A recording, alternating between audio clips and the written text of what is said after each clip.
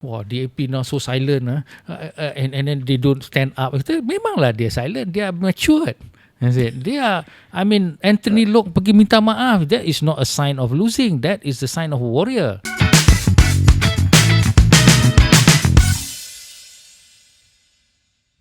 So welcome to our Sembang Santai ROKET. My name is Kasturi Patto. I'm a former Member of Parliament. And right now I'm the Deputy Secretary for International Affairs. Okay. But I want to pick your brain a little bit about some of the issues that we've been hearing and seeing happening in Malaysia over the past few months and more heated over the past few weeks. What do you think is Malaysia's level of what we say unity? Whether it is something that only when you scratch the surface you see it, or are we divided at the root? And what would be your message for the Muslims and the non-Muslims in Malaysia if you want to speak about national unity, nation building? Okay, first of all, thank you, Katsuri, for inviting me to this podcast, I guess. And this is a new format for me, actually. And I think it is good. Now, on the question of the idea of unity, I've written about unity for like almost 20 years now. And I came to the conclusion, it's okay if you don't have unity. Because as I said many times, what you need is respect. Respect with each other. Because as I said, even with your wife also, you don't really have unity all the time, and that is something of a fact of life. But how is it that you stay married for 40 years? It's respect. Okay, so the idea here is that I think the problem here when you want to have unity, you seem to think that you must be like me, and therefore there must be this unity. But in a sense, I think cooperation, the idea of acceptance, the idea of living together and knowing your objective, the idea of knowing that you cannot live without the other. Okay, for instance, like your teachers, your doctor, your lawyers, they are of different race. Jadi we don't need, in a sense, of this kind of unity that one agrees on every single thing, but we do need, number one, respect of each other, different race, different religion, because we need to inculcate the idea that we need each other. See, the problem that I see is that some people believe that you can survive without the other, especially some people saying you only need your race or you only need your religion. I think even in the Quran it says that Allah made people differently so that you know each other. And I've always argued that that's why we need each other, because if we don't need each other, then we are like God, because God is independent. So I think this is the formula of respect. And I think the age-old integrity thing that we have in the past, the dasar kebudayaan, I think they're not really something that I am for, because it is of a different time and they have a different idea of what they are looking at. But here we have supposed to be matured society. And with education and all this information, internet and all that, I think the idea of nation building, spirituality are two things which we need to inculcate to give the idea of dignity by way of acceptance and admission that we need each other. This I think is the line that I will always take. Thanks, Prof. I'm quite attracted to what you mentioned about respect. And you moved away from this age-old sort of recipe called unity, perpaduan, etc. No one really, because often there's always a fine line between being very ultra-nationalist, being patriotic, and then focusing on unity. But I want to bring the conversation to your point on respect. Because over the years, what I have observed, Prof, and this is something I've learned since I was in Sekolah Rendah, up to Sekolah Menengah, up to university, and now. And in my time serving as a Wakil Rakyat, is the usage of the word tolerance. Now, I've always been battling, because tolerance is, the narrative of tolerance is what is said by the one who is in power. I will tolerate this from you, but if you cross the line, then, things will be different. Because often we hear we tolerate something that is from a person who comes from a different background, different culture, different religion, different language, etc. Essentially someone different from us. And as human nature, we fear something that is entirely different until we learn and understand about it. Then comes the respect. So I'm always cautious on using the word tolerance. Because this is where you have the narrative of I allow you to do something. And I think this also then connects to the conversation of, do Malaysians know enough of the federal constitution? Do we know enough of the law? Do we know enough of interpretation of what is in all the articles of the federal constitution? Who it is meant to safeguard? What is the protection Malaysians have in terms of rights? Not something that is told to us that we give it to you, when in fact it's already enshrined there, and the federal constitution is the supreme law of the land. And now coming to the conversation of young people, youths. I remember reading a report by Initiate.my on the rising trend of youths being drawn to sort of extreme ideas, radical ideas. And it's not just happening in Malaysia, Prof. As you know, it's a global phenomenon. The world is becoming more and more right, more and more conservative, more and more fundamental, more Well, and I don't more. know about the world, but I'm only interested in Malaysia at the moment. But it is a trend, as you can see. You know, this is the year of the mega elections, where half the world, if not more than half, are having elections. What are your thoughts on young people and the idea? Why is the idea of extreme ideologies attractive to them now than before? Yeah, the key thing here is the problematic word of the word tolerance. You know, when you are young, tolerance actually is the expectation that you will then become like yourself. So therefore you tolerate something to the point that you become yourself. Yes. Well, if you have raised 5 children, 3 daughters and 2 sons, and also a wife of 40 years, you do not use the word tolerance anymore. You use the word acceptance. And respect, because of course. because that is the only way to go. There is no other way to go. And when you have the young having to follow leaders who disrespect others, with words like Nyonya Tua and things like that, then susah lah macam ni. Okay, you need to have this idea that there is an acceptance, not tolerant. Tolerant tak boleh, kita tak boleh. Tolerant is budak-budak, it's like cikgu sekolah dengan budak pupil kan, yang kecil, ataupun kita dengan anak kecil. So that you can say tolerant ke apa ke dan sebagainya, but not when you are adult. When you adult, let's say in the company, you either want to force people in your own way, or you want to harness the ability, the character and all these things towards your own idea. Now, when you say the young people, you look at the issue of the GAMIS, Gabungan Mahasiswa Islam. I remember very clearly because I was involved in it with the Jawi issue. Oh.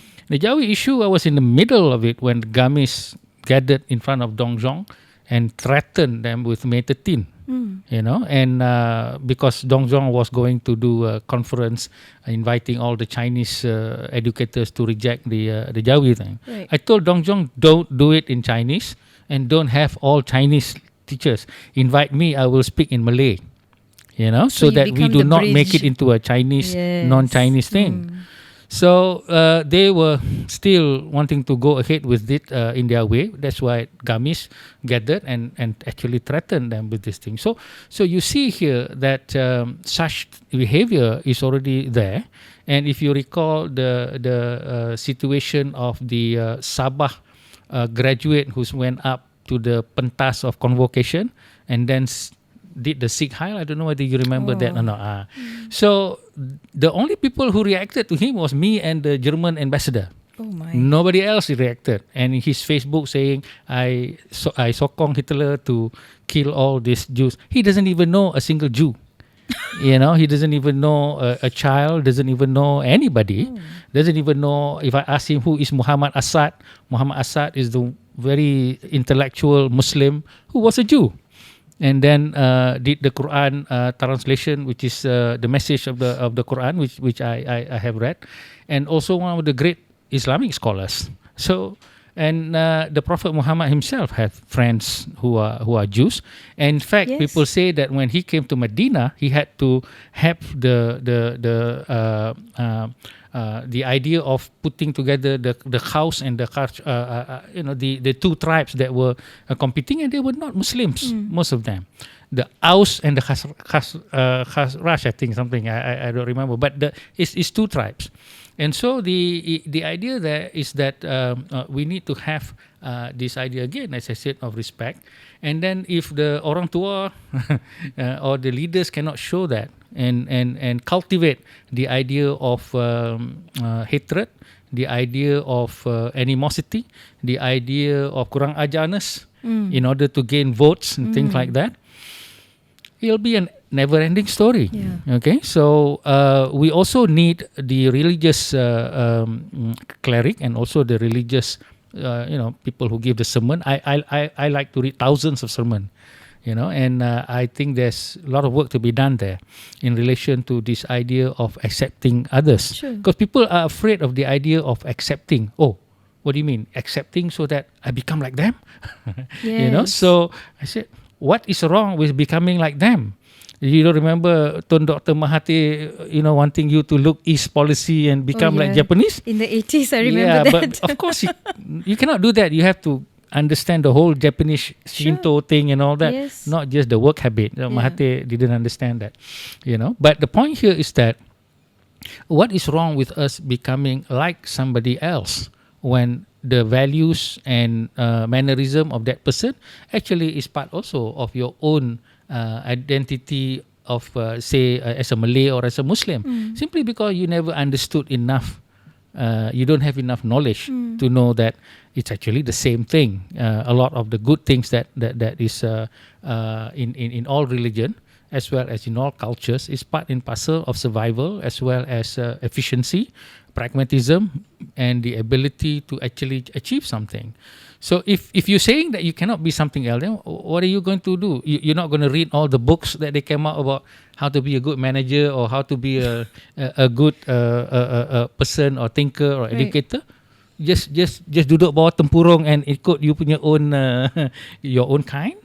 That is a very unpractical thing to do. So that's why I said in one of my books that I was preparing, in order to be successful, you need to appreciate the different cultures. Exactly. But unfortunately, when I asked at my university, UCSI, one time, 30 candidates for valedictorian, I asked them simple question: what have you learned from another culture or faith? Just one thing that has helped you with your life. Semua yang 4-pointer ni don't know. Oh my. Couldn't answer. Oh dear. All right. So there you have it lah, your young people. All right. And they are the product of universities, and that's where my very harsh criticism of universities come from. And I said that we are supposed to be clever people up there, but apparently not very clever lah.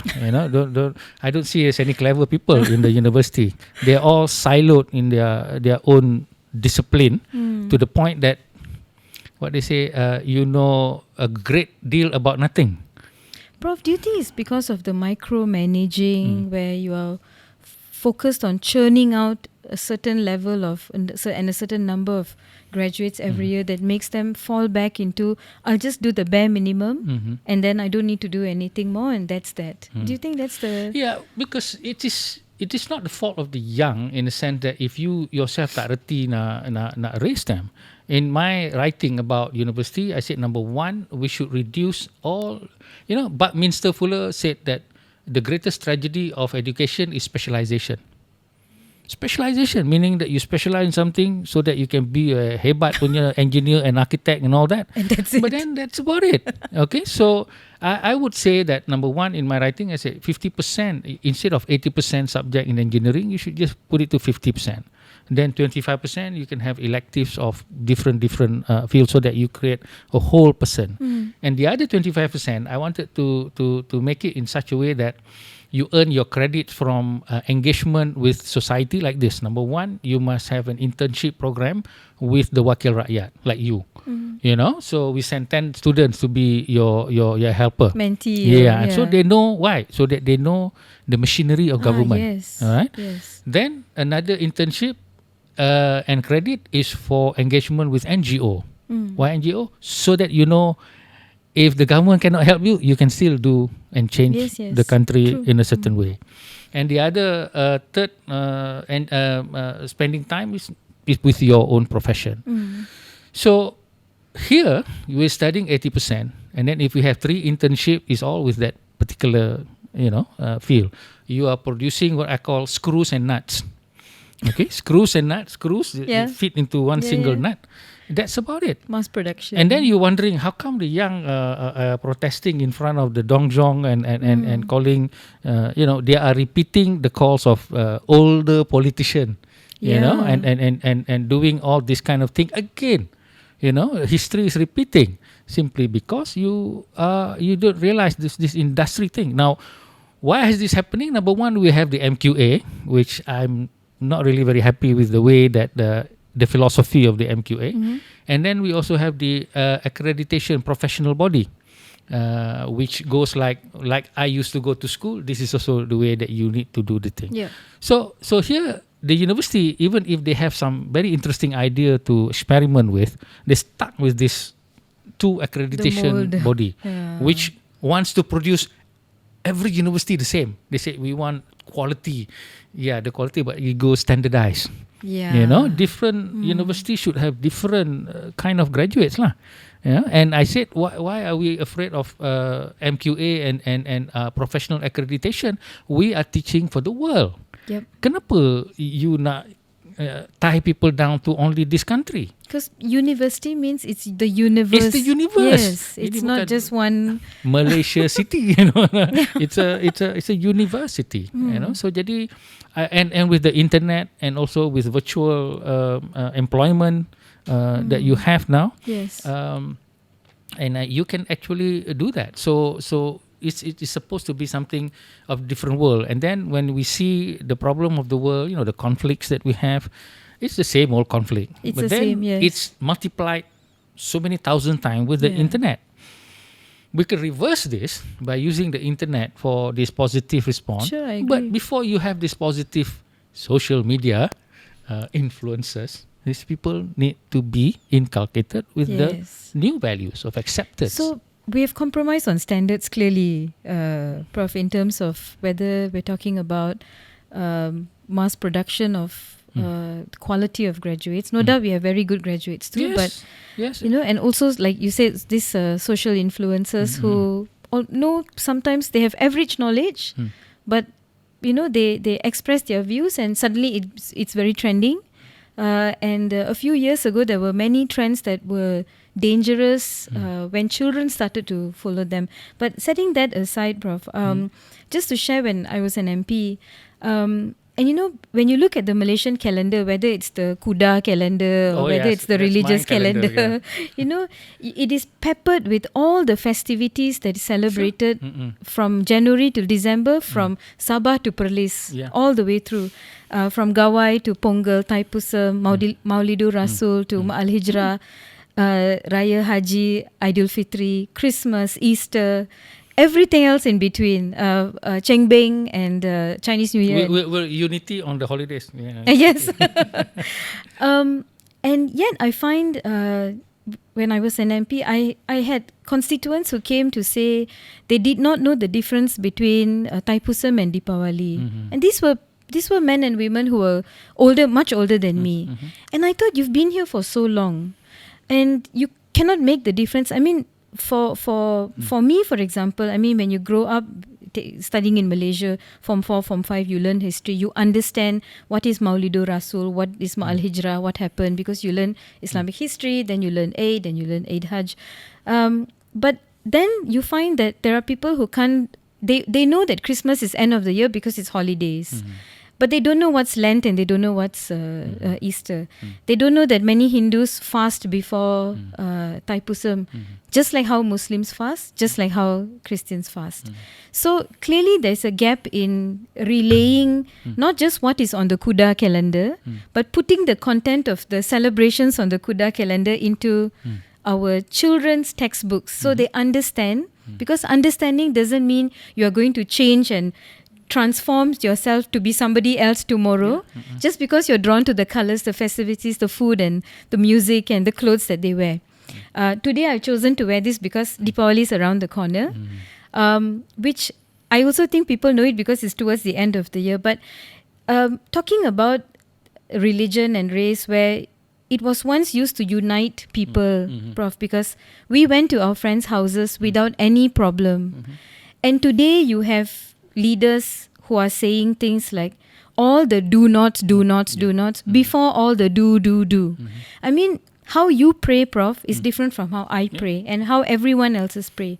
But what unites us are the universal values of our religions, which is to honor your parents, not to lie, earn an honest living, don't be cruel, don't be mean, don't be corrupt, don't abuse power if you have it. Honor your friendship, honor your word, don't break promises, all these things. But these days you see there's a trend. A lot of people, especially young, they like this very hard sort of leaders who are, I will build walls, I will separate, I will segregate because I must safeguard my country, I must safeguard my people. And again, it's not just a Malaysian phenomena. What are your views on that, Prof? Yes, well, I have CNA news coming to my house, interviewing me for 2 hours about education. And all they want to know is what happened to the PISA score. Okay. So I said I couldn't care 2 cents about the PISA score. I've said this many times already, or the education forum. I said I don't care 2 cents about the PISA score, mathematics or science. If you think that, we already prove ourselves. We produced so many thousands of engineers, architects, lawyers. You name it, we've produced it. I'm not worried. And we dropped to number 25. As long as we're producing engineer, who cares? Okay. The problem that I see in education here is that you don't know what the real question is. The real question is, was that one just now, where you cannot even know your neighbours punya celebration and values and rituals and pantang larang food and things like that. Yes. And this is the tragedy after 60 years, 70 years of Merdeka. You tak faham each other and you want unity. Well, this is because of the industry-based education, and then all you want to do is to produce these tools. When you want to produce tools, you get tools lah. Apa susahnya? You want to produce humans, then you get the right curriculum for being human. And what do you mean by being human? Is being human where we say that you respect people, and that is where I said that. We went to school. You went to public school, right? Yes. We went to the curriculum. Did we learn anything about the Dayak people? Sampai hari ni pun tak tahu anything about the Dayak people. I don't understand how they say hello. I don't understand the Bajau people. I don't understand the Kadazan people. I don't understand any of these people. Even our orang asli in Peninsular Malaysia. And then we're saying, Sabah Sarawak, please don't leave us. Why? Even if they leave, it doesn't bother us because we don't even know who they are. Betul tak? So here is, you want them to stay, then you kena give respect. And kalau you tak nak bagi respect, macam mana kalau you don't even want to faham, simply because nobody taught you kata benda tu penting. You don't say that this is important. If I were writing the sermon, then I would quote the Quranic verse saying that it's important for us to know each other because that's what God has made us like that.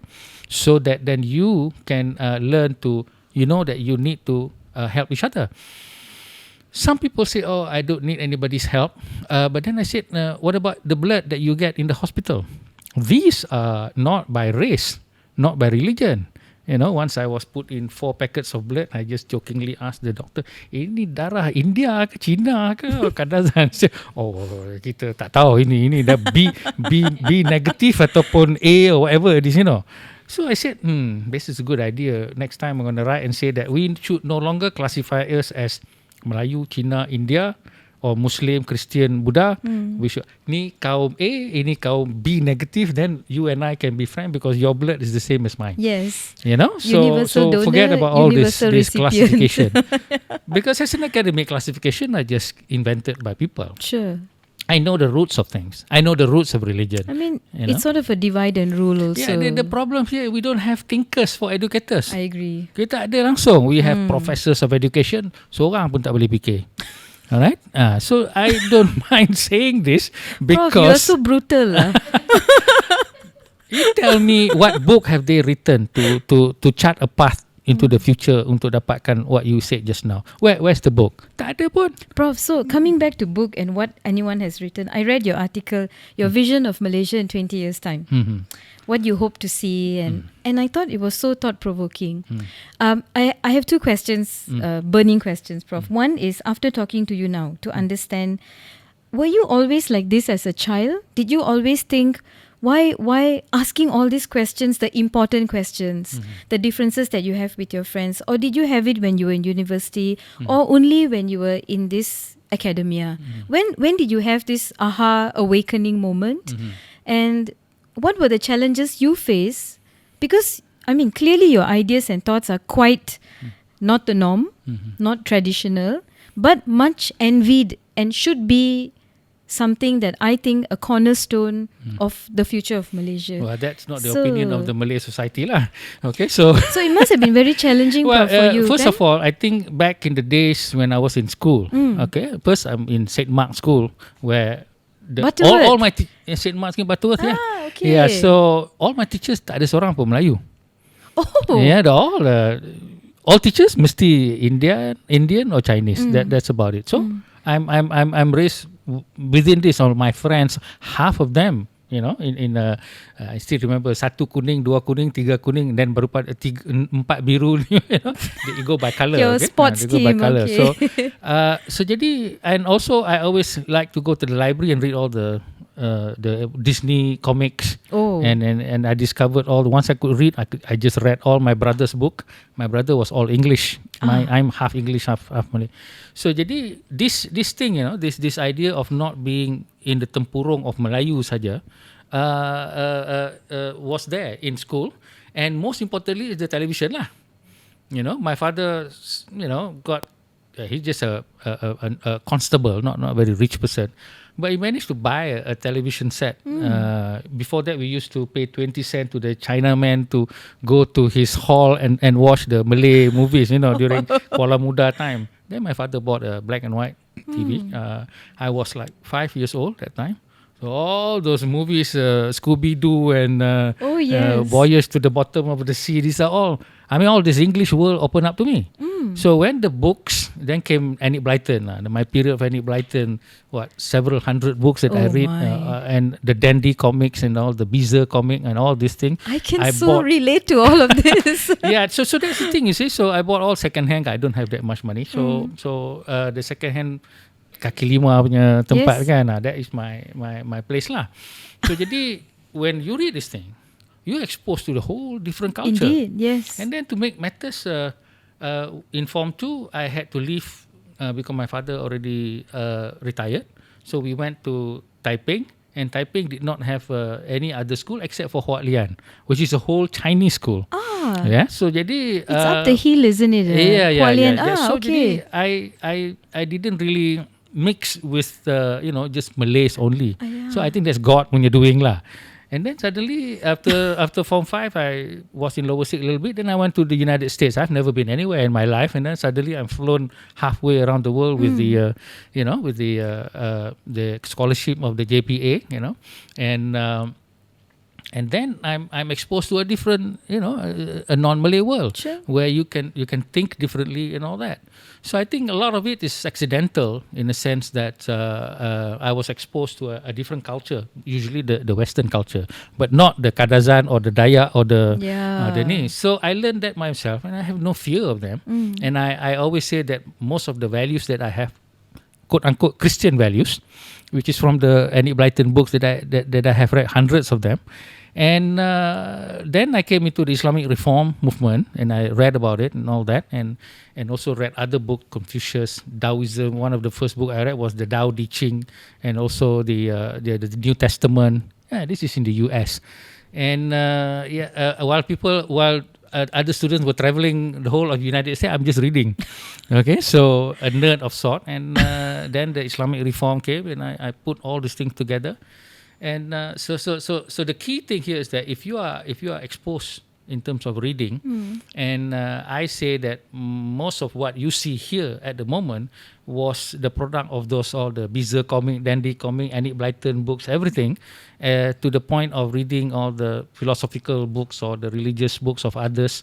And therefore, I have no fear, and I even have a love of others. For instance, I always in the YouTube listen to Ajahn Brahm, the Buddhist monk, and Pap Dung, also one of my favorite speakers. Sometimes I listen to Ustaz, banyak sangat dia punya complain pasal other people. So I don't really, religion to me is not that. Religion to me is how you respect another person. Yes. That is how I came to the epiphany of conclusion of what spirituality is. Some people who are religion, spirituality is this expensive pilgrimage or this huge mosque. I'm an architect, and I said, the bigger the mosque you build, the further away from Islam it becomes. Sorry, I'm the Prof. only person who can say that. I have to stop you there. You're an architect, Yeah. but you're an architect? I'm in the architecture field.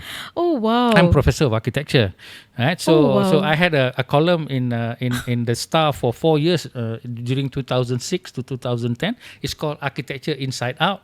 It was an excuse for me to talk about social and politics and also relate it to architecture. Oh, wow. You know, so That's something. That's remarkable. Yeah. I can give you a lecture. I can look at a building. I can tell you about the people.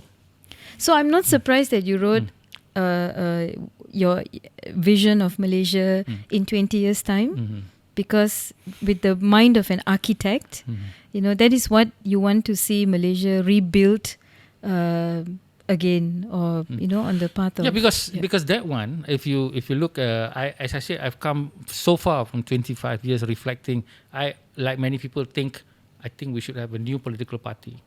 I think we should have a new political coalition. I think we should have a new education system. I think we should have, but then when we actually have the opportunity, it's so difficult. You know, with the resistance from, say, people like in the civil service, resistance of certain race that are used to a certain way of doing things, resistance by a certain religious group, not necessarily just one religious group, but Sure, also of others. course. So many resistance, and I always say that Malaysia's problem is not caused by politicians alone. It's just caused by us, you know, because we are the one who never really grew. We, the people. So, like one of the Malay politician always, mouthing off very, very rude words against others. This is what is expected of the voters, because they are the one who have been educated in this way, and they, having grown up, you should change. You cannot be blaming Mahathir or Anwar or whoever. In my whole life, I've never blamed anybody anything. If I have a problem, then I would look at what is it that I can do. You know, even with the argument with the children. Yeah, growing up, you don't have the experience of with adult, daughters. You know, okay. So you will know that when you argue with them, then I would say to my wife, okay lah, kita lah yang mengalah sikit. Why? Because we are older. We are wiser. You expect them to mengalah. These people, what do they know? You know, they don't know much. Okay, so they have not, orang kata asam garam hidup tidak ada ni, and our spirituality is higher. Okay, so we don't have egos to bruise because we've done all the things. I don't have anything else to prove. As a man, as a career person, I have nothing to prove anything. So I have no egos to bruise. So kita lah yang mengalah. Kita comes up to the front, and then hopefully they come to the ni. So the term is mengalah, but it doesn't mean you're losing. Yes. You are overcoming your own orang kata apa, ego and things like that. To be gracious. To be I call it berlapang dada. You know, yes. and that is how you grow. So this is the thing that I think religion is not teaching. This is the thing that social studies, we don't have social studies, is not actually having. And so we are always about this industry-based science, mathematics. I'm menyampah lah dengan people who talk about all these things, you know. And then some people English, always English. What English? It's what you learn. You know, unity is not about language. Right? Some people say vernacular school. Yes. What are you teaching at the vernacular school? Yes. I once talked to a few vernacular school students. There was a hospital. My wife was in hospital. She was in bed in the same room with another lady, Chinese, and her daughter, 12 years old, was there. And I had to go there. Apa khabar? Won't even talk to me. You know, and won't even talk to me. One thing, won't even look at me. Okay, so sampai mak dia pun segan. Mak dia boleh cakap Melayu, you know. So what are you teaching these people? Okay, and my friends who have children in vernacular school, so when they come, I would just saja tanya dalam bahasa Melayu, and all graduates also I ask in Malay. Even lecturers who want to get into associate professor, you come into the room with me. Apakah pandangan anda terhadap apa yang disebutkan oleh Perdana Menteri? And they're shocked. And these are Malaysian, Chinese. Cannot articulate in bahasa Melayu. And they have doctorates, things like that. I agree, Prof. I think there's no compromise on Malaysians learning the national language as what is required, basic requirement of but also the content lah kan. The content tu apa? Content of I said we need to learn about other cultures. Of course. Mesti. Of course. That's why the geography tu cukup lah with the how many tons of getah and who cares? You know, I don't really care about it that much, you know. Get me to the people lah. What is the people like? I always say that relate the economy to the people. You know, so let's say these people, jadi dia tanam apa gini, and how is that the economy? Yes. Itu lagi bagus. And some the culture some the behind orang the asli, economy. I heard this. What do you call this? Ketua, tok ketua, tok petua. Tok batin. Tok batin lah. Sorry, tu pun tak faham. Okay, so tok batin, she said, kalau kita pluck something from the forest, we must make sure we leave something behind. You call that sustainability. They just call it religion or spirituality kan. So jadi these are the things yang we are not clever enough to actually think, because we are stuck in the 1960s developmental construct. I said our curriculum is expired 30 years ago already. You know, it's and 30 the years too industrial late. revolution Yes, also, Prof, because already now we changing. Now we got AI already. You got all this thing dan sebagainya. Now I'm having to think macam mana. You know, teaching these PhD people, most of their, I think they have use the chat GPT and all that. So I'm saying I'm going to lock them in a room with a pencil and I'm going to ask a few questions, let them write for 2 days. You know, with the pencil. Yeah, that's torture. So I'm having to think of a different way. You know, so jadi this is the problem of our society. We're stuck with the MQA. We're stuck with the professional accreditation because these both are stuck in 40 years punya kind of a construct of industry-based education. Bagi saya, we should change for the sake of our sanity and also humanity. And also, if you're looking at economics dan sebagainya, economics now requires us to collaborate, you know, joint venture. And in order to do that, you need to appreciate other cultures, other worlds, and you need to go out of your safety net in order to work elsewhere, not in Taipei or in Kota Baru, but in Sweden and in Tokyo or Toyohashi dan sebagainya. It's a global world. And we're still talking in parliament kecil-kecil punya benda ni kan. So this is the issue.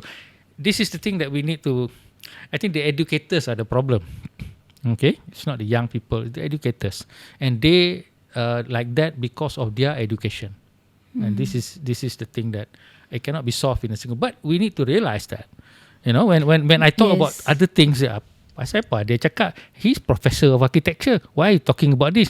Oi, kalau you nak jadi professor, if I'm interviewing as a professor, I'm not going to ask your discipline. I'm going to ask something else. Because you have to grow beyond you punya discipline. To challenge your school of thought. Knowledge is supposed to ada lain benda. You see, at one particular time, knowledge is separated.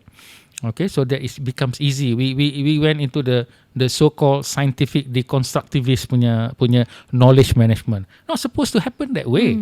But we copied somebody and dia orang pun dah berubah. Yeah. You know, so you need to change all this geography, history, science. Semua tu dah kena ubah because they are compartmentalized in their own. That's why our scientists, so-called scientists lah. Okay, tak reti cakap dengan orang biasa. They are always complaining, people, politicians don't understand their policies. Mana nak you tak reti cakap.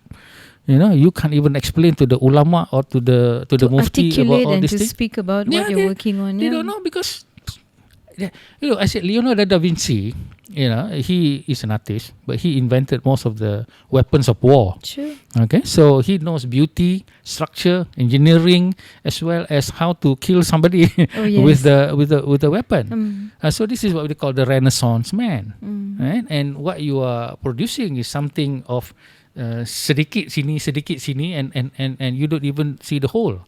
And this is the tragedy of our country lah, and you can see it in our racial divide. Yes. Polarization, because people are not only stuck in the knowledge discipline, they're stuck in their cultural construct, and they are also stuck in their punya religious what we call framework. So apart from, as you mentioned, Prof, educators who are a product of the education at that time, and you said also that you don't necessarily would pin all the blame on politicians, but it's also the people. But then where do we meet in the middle? Because for as long as people want a certain type of politician, like a jago kampung, like teriak, gaduh, like this, a little bit something, it's so spicy, and and we're not talking about media who like to lap up this kind of news. I know of MPs in the past, Wakil Rakyat, who have spoken, I think, very important matters in Parliament, but they're often not picked up because it is not interesting, exciting, not much of a clickbait.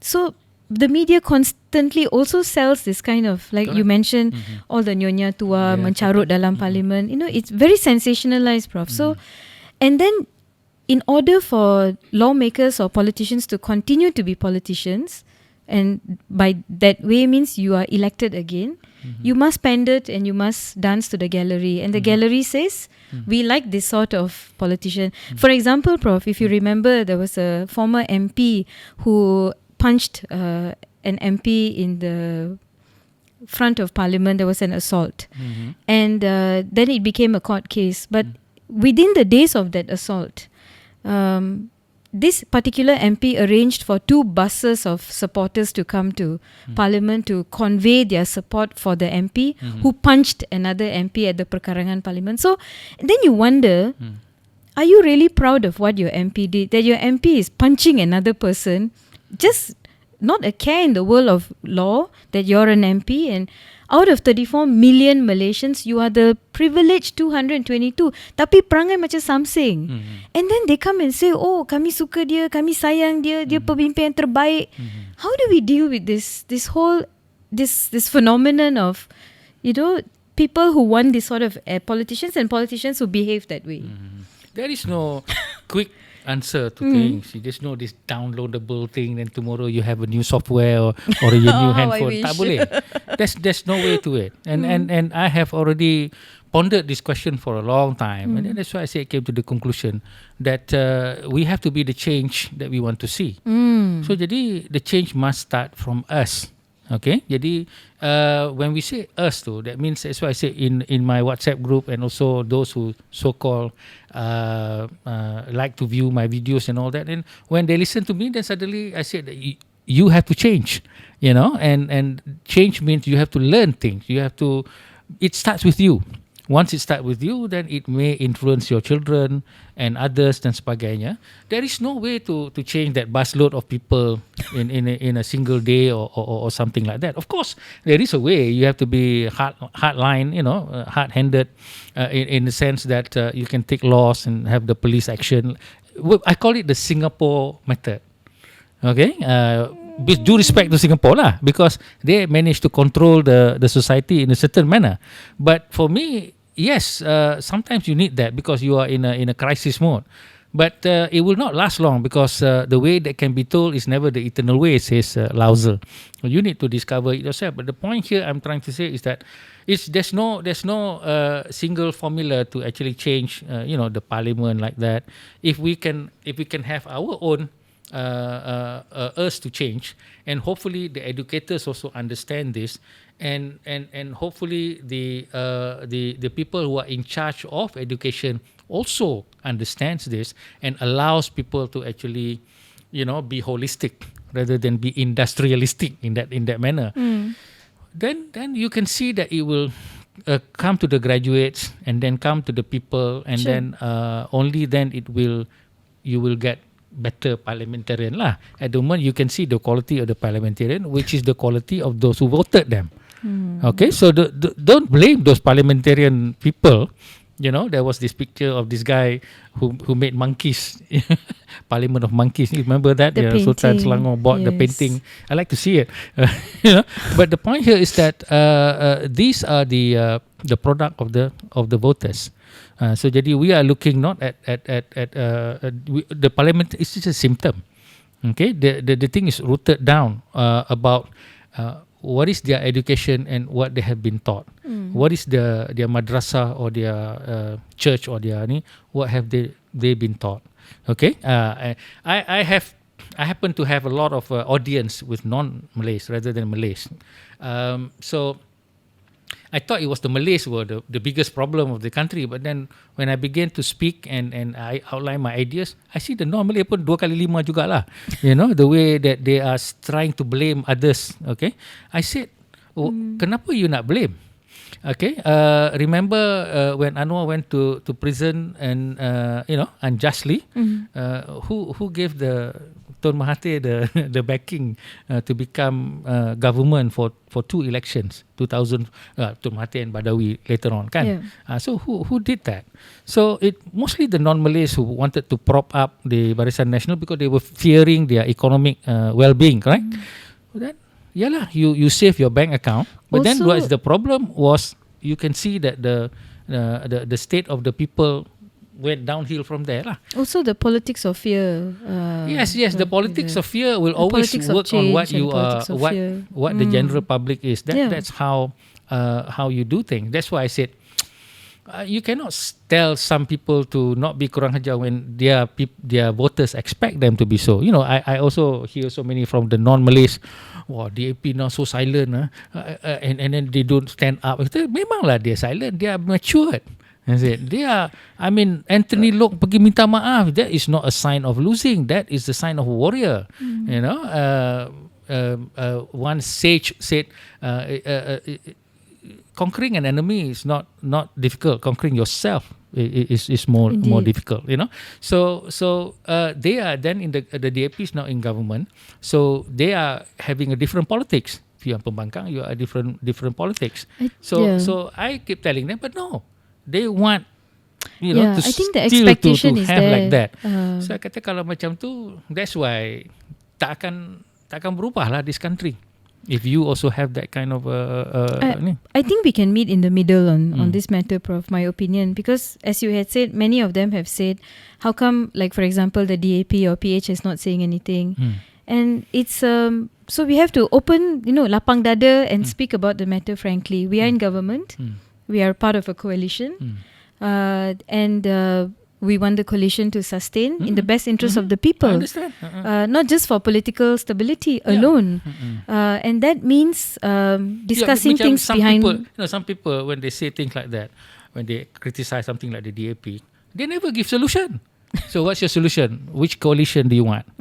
Okay, bring it forth. No, they just speak, and these are the ones that have the great number of influence, and other people like it when they can blame the DAP or they blame other people macam tu kan.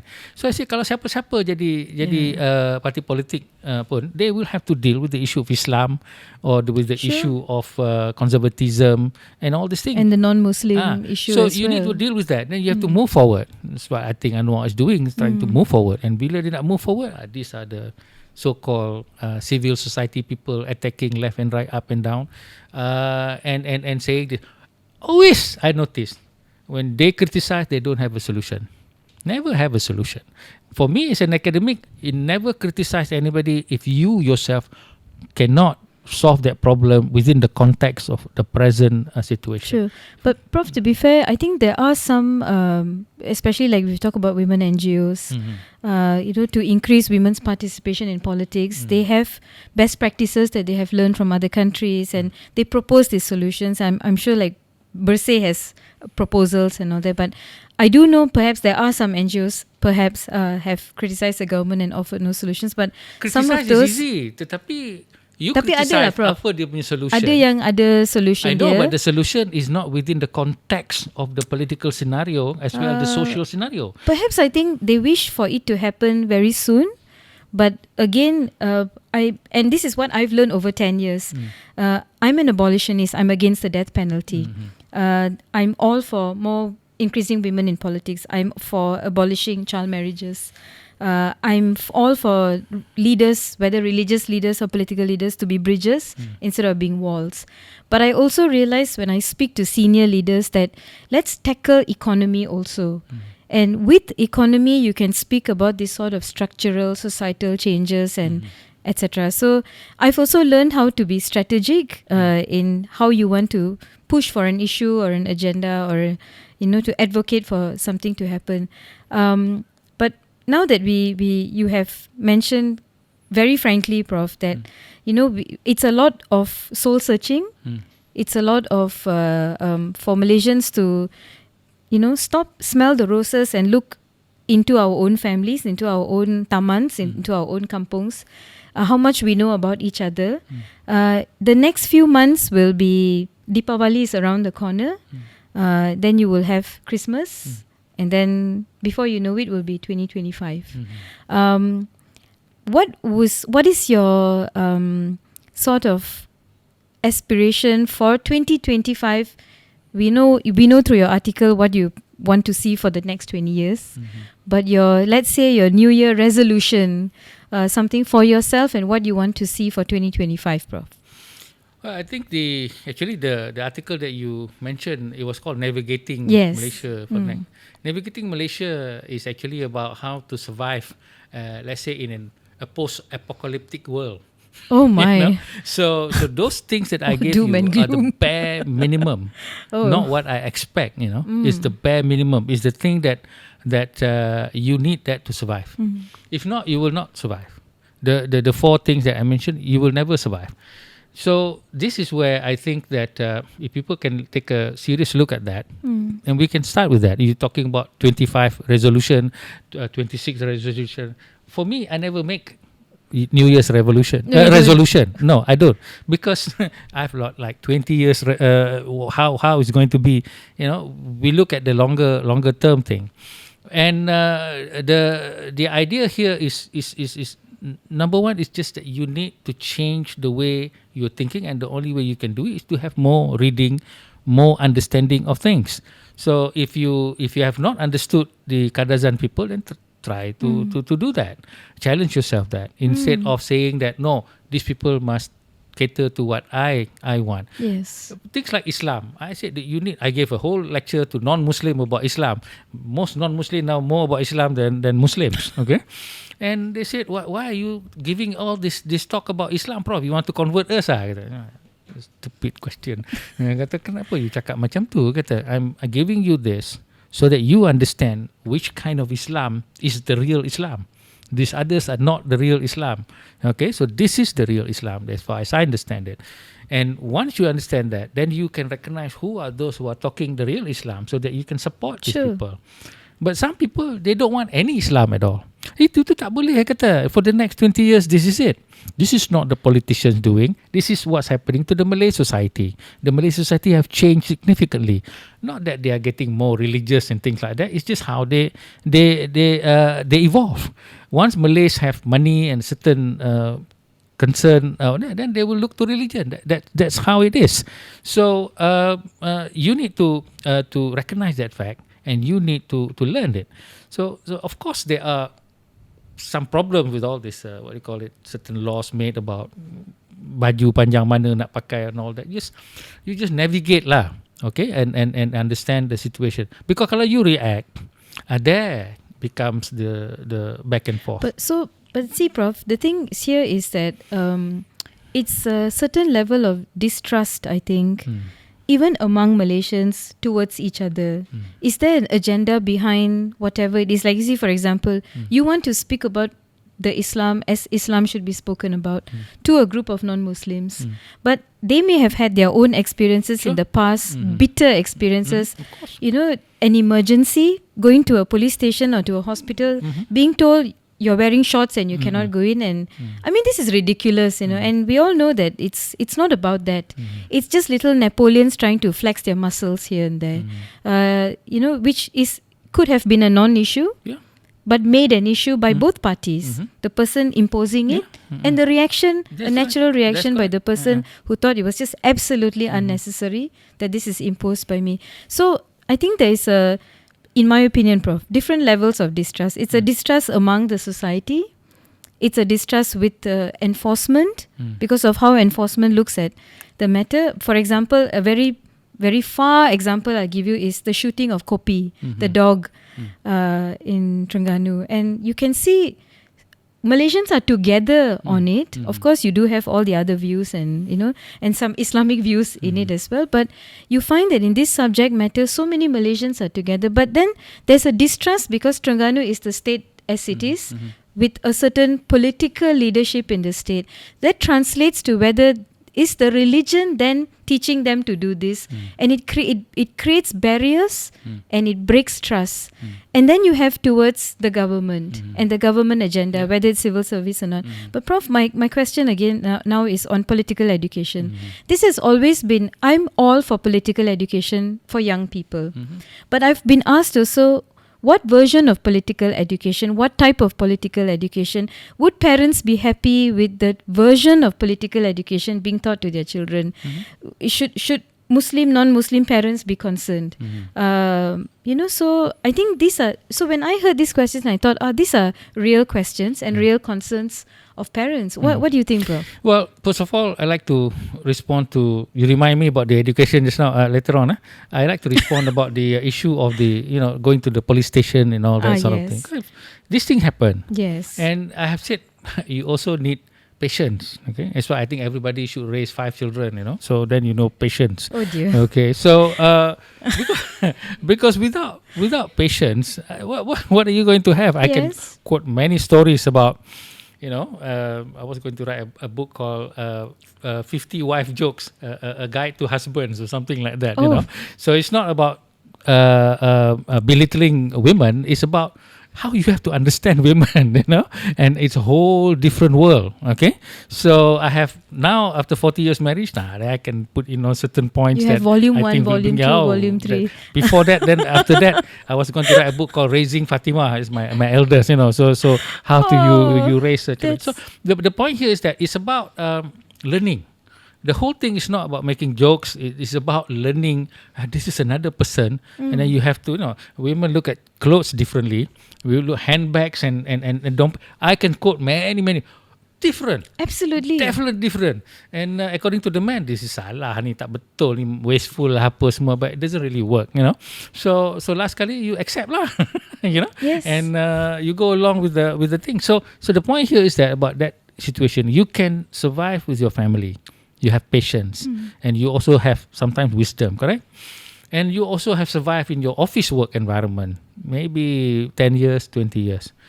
So you don't like the boss and you don't like the person who's actually taking credit for something, but you survive with them. Well, kenapa you tak boleh survive in this situation? Kenapa you nak go straight to the handphone and then start going showing people this kind of thing dan sebagainya? You have the patience with all these other situations dengan your friends, dengan your mother, dengan your mother-in-law, dengan your ni, kan, politics of mother-in-law dan sebagainya. Yeah, I don't like, but then okay lah, kita kena, jadi what's the difference? That's why I said you live with your wife or your husband for 40 years. Politics of nation building, nothing lah. Okay, this politics of living with somebody else.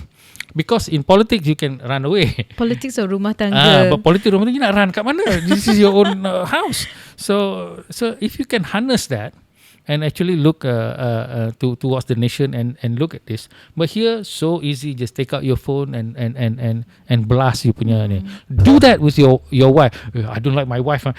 Dia cakap macam ni, or my daughter cakap. Put that, you'll be alone for the next 20 years. Betul tak? So janganlah buat kerja macam tu. Kalau yang tu you tak boleh buat, then kenapa you nak attack the prime minister or the minister and call him stupid lah apa semua, or dia ni tak, dia sudah reformati. Well, you don't even know, you can't even be the prime minister. Nobody's going to appoint you anyway, you know. So apa yang you sibuk-sibuk cakap macam tu kan? So don't criticize people on things that you yourself tak boleh nak buat. You know, this is the rule, golden rule. But I see people pandai lah. Wah, so many prime ministers in our country. The way if I read the I mean, Prof, the fact is, you know, just a year before elections or so, all of a sudden, everyone is an expert on the political situation, from your Grab driver. See, I forgot about the your hair salon. When you go to a restaurant, you speak to someone, they tell you, no, elections won't be this year. For sure, will be next year. This year, Prime Minister has to sign agreement here, there. Next year will be monsoon season. Then will be Ramadan is ceasefire, no election during. So everyone is an expert on the political scenario. I told you to remind me about the education I'm question. I'm coming to that. No, I'm going to remind you. What was it again?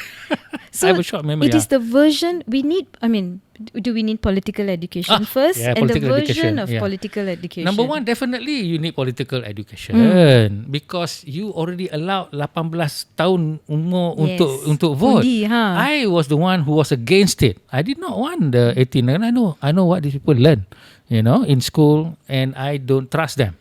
Even di parti muda kan, I said this muda kena ada orang tua. Tak ada orang tua, you tak boleh because future belongs to the young. I'm sorry, the young don't know anything. Okay, sorry kalau orang yang offended by that.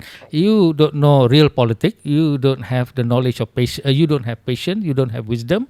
All these are when you are older, baru you ada. All you have is energy.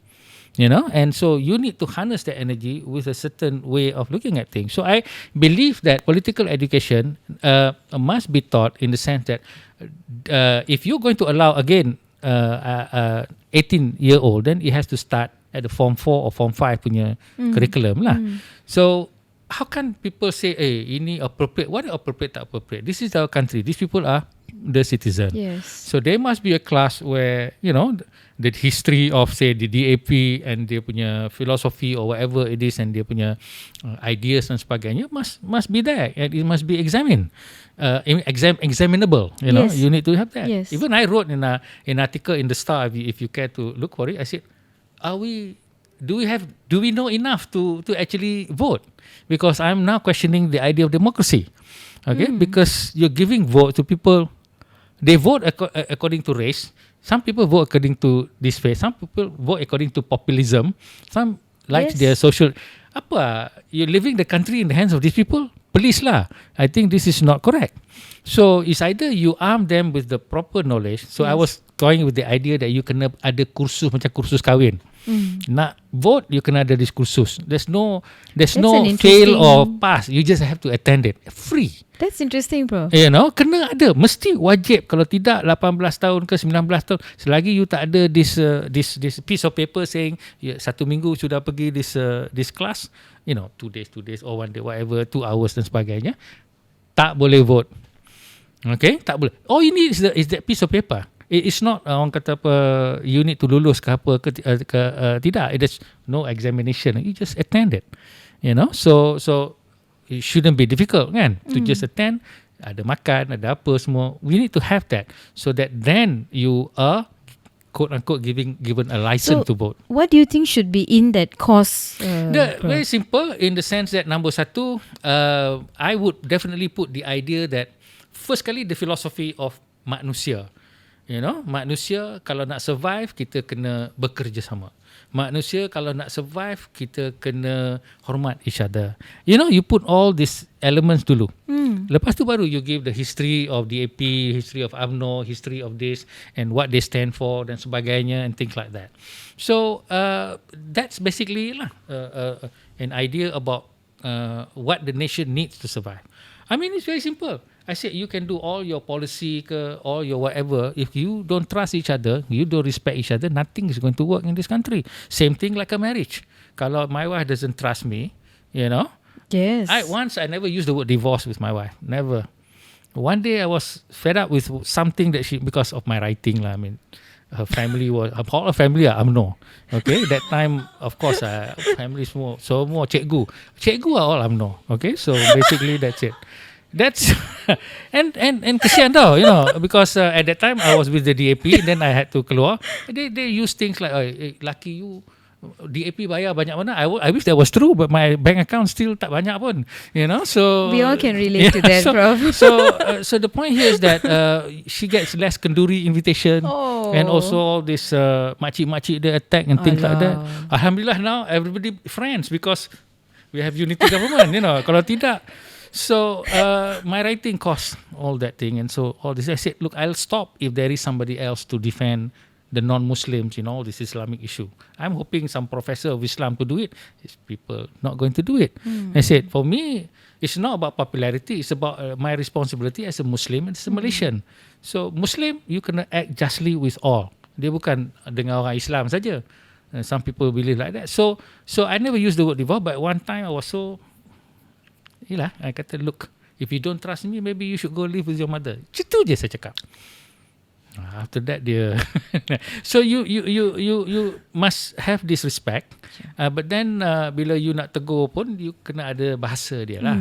You know, say like, get out of the house or something like, you don't say things like that. Of course there are some young politician who wants to do that. Okay, that's why I said that we need to have the society lah.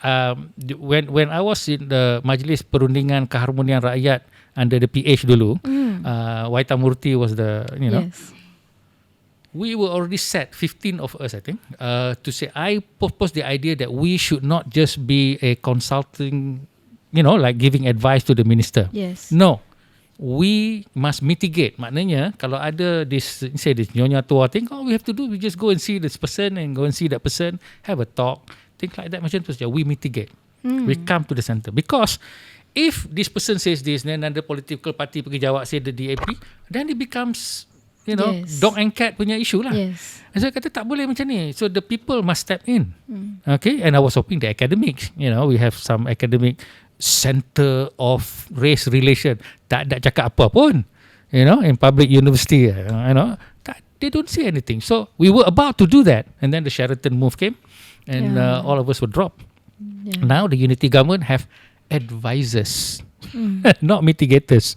Okay, jadi pada saya patut kena ada mitigators. Maknanya orang yang akan come in between and they are not partisan to any party. Jadi this is the only way. We don't have to do anything. We'll just go and talk to this party, this person who says it, and another person who says it. We just we show the idea that we are here. You know, and that we have the patience and the wisdom to actually just listen and also maybe, you know, explain a few things. Whether they accept it or not doesn't matter. The fact that we have come to somebody did that. The thing that we never should do is, if somebody attacks Christianity, then don't let the Christian jawab. Let somebody else jawab. Yes. If somebody attacks another party, don't let that party jawab. Biar this other thing jawab, because our society dah jadi macam tu. Bila dia jawab saja, ni Melayu Cina, and or DAP UMNO, you know, this kind of thing. Hey, you know, dah 60 tahun macam tu, kita kena ubah lah. Jadi my recommendation is that we need to have that group of non-partisan people. Prof, so perhaps your message to young people as agents of unity, as peace builders, as bridges instead of walls. And your Deepavali message to everyone out there, since we are 1 week away. So for the youth first, Prof, perhaps. That was the most difficult question. You know, the rest more senang.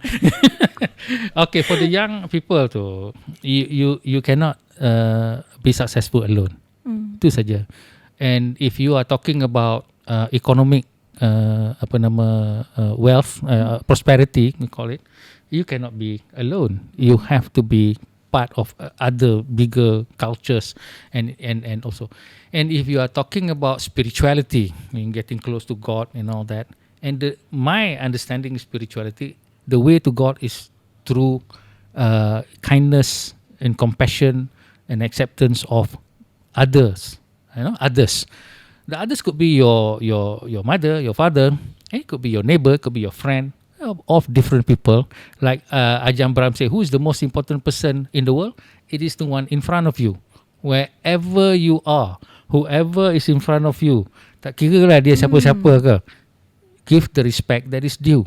Have your heart the respect. Sure. Do not have the judgment and all these things. Forget about what you learn from UMNO ke or PAS ke dan sebagainya. Forget, because ultimately at the end of the day, in the hereafter, you'll be standing alone answering the question. You cannot rely on UMNO or PAS, only to yourself. So empty your heart from hatred and judgment and build a new world. I think with the Deepavali also, the idea of light. Yes. The light is only there if, number one, you have good eyes to see. If you don't have good eyes to see pun, tak ada light. Yeah. And then of course, what is the light is the vision of the idea that we can only exist if we are together. It is all for one and one for all, in the sense that we need each other. And this is the message that is most important for you as a young person. Thank you, Prof. Thank you. And so from all of us, அனைவருக்கும் எங்களுடைய தீபாவளி நல்வாழ்த்துகள். Thank you so much. This should have been called Brutally Honest with Prof Tajuddin, and I think this should not be the last that we would see of you.